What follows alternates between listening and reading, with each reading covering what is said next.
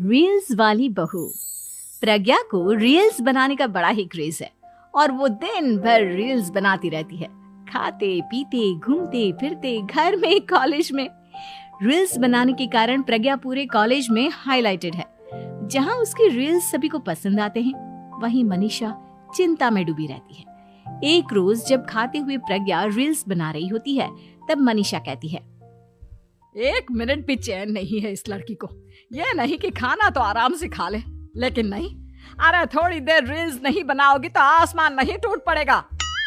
अरे मम्मी, इसी को तो कहते हैं डिटर्मिनेशन। तुम नहीं समझोगी ये सब।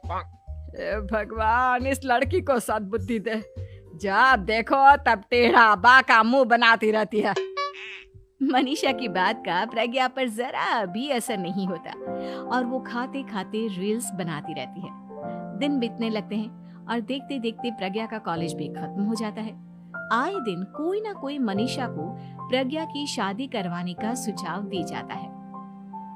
सब ठीक ही कहते हैं, प्रज्ञा की शादी कर देनी चाहिए। अपने घर के काम काज में व्यस्त हो जाएगी तो खुद ही ये रील्स और नाच गाना बंद हो जाएगा।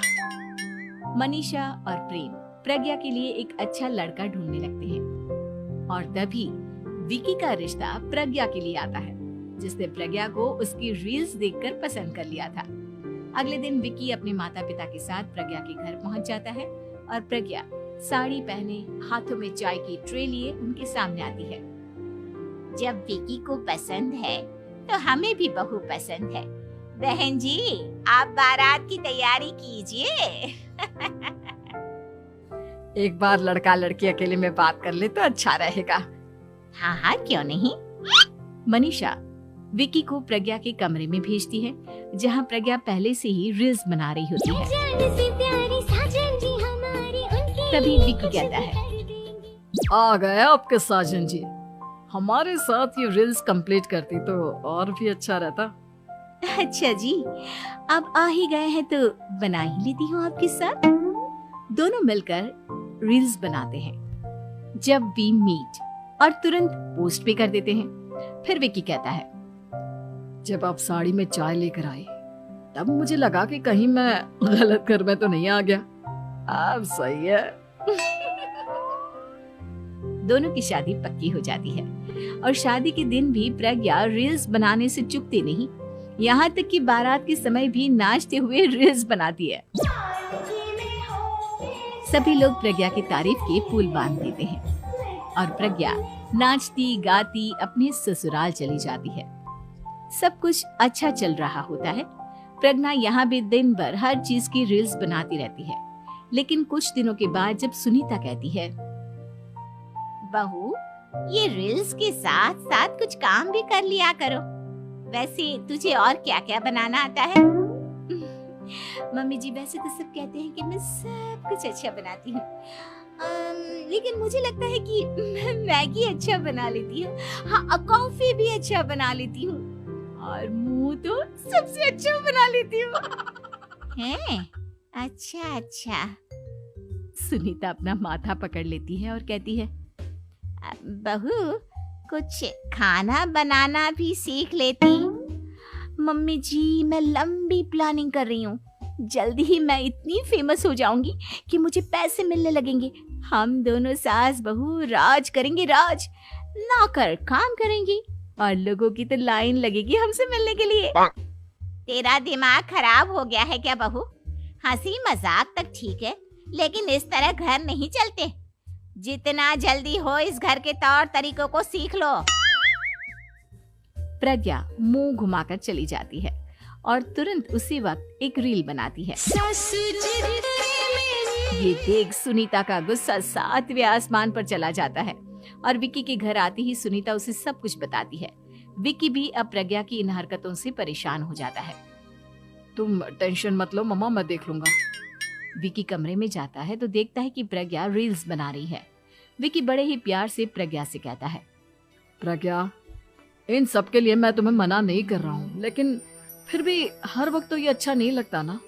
समझने की कोशिश करो, मुझे भी तुम्हारा थोड़ा वक्त चाहिए। मैं जब ऑफिस से आता हूँ तो मुझे समय देने की जगह इसी में लगी रहती है। तुम ज्यादा ही सोच रहे हो। तुम भी मेरे साथ रील्स सा मुंह लेकर रह गई। कोई चिट्ठी आई है, माँ जी तुमसे पढ़वाना चाहती है, बस इसलिए बुला रही हैं।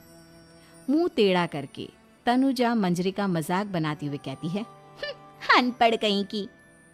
तनुजा का ऐसा बर्ताव देखकर बड़ी बहू बहुत दुखी होती है। तनुजा को अपनी पढ़ाई का घमंड इतना हो गया कि अब वो घर के कोई काम नहीं करती और अपनी जेठानी का मजाक बनाती रहती। तनुजा का ये बर्ताव अब उसकी सास को भी नजर आने लगा था। एक दिन शांति ने अपनी बड़ी बहू से कहा, मंजरी, तनुजा हर समय तुम्हारा मजाक उड़ाती है, तुम्हें गुस्सा नहीं आता क्या? आता तो है माँ जी, लेकिन मैं क्या करूं? जब भी उसे कुछ बोलती हूँ वो और भी जली कटी बातें मुझे सुनाकर चली जाती है। मैं उसे अपनी छोटी बहन की तरह प्यार करती हूँ, लेकिन उसके दिल में मेरे लिए कोई इज्जत नहीं। बहू, तूने वो कहावत सुनी है, जुल्म करने वाले से ज्यादा जुल्म सहने वाला अपराधी होता है। मंजरी अपनी सास का इशारा समझ जाती है। वो अपनी देवरानी को सबक सिखाने की ठान लेती है और एक दिन शांति अपनी दोनों बहुओं के साथ बैठी थी तो शांति अपनी बड़ी बहू से पूछती है, अरे बहू, शाम होने को है, कुछ सोचा है क्या बनेगा खाने में? माँ जी, मेरे तो सर में बहुत दर्द है आज।